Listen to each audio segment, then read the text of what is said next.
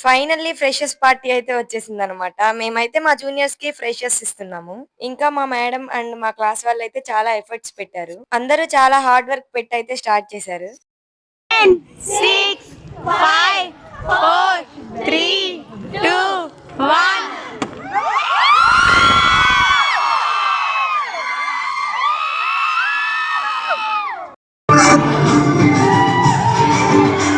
అలా సెమినార్ హాల్‌కెళ్ళామా ఇంకా కల్చరల్స్ అయితే స్టార్ట్ అయ్యాయి. మనకైతే స్నాక్స్ ముఖ్యం కాబట్టి ఇంకా సమోసా అయితే ఇచ్చారు. తర్వాత బాదం పాలు కూడా ఇచ్చారు. బాదం పాలు టేస్ట్ అయితే నాకు బాగా నచ్చింది. మేము ఎక్స్‌పెక్ట్ చేయకుండానే కొంతమంది గెస్ట్‌లయితే వచ్చారనమాట. వాళ్ళలో ఒకసారి మోటివేటర్ అనమాట. కొంచెం సేపయితే మోటివేట్ చేశారు.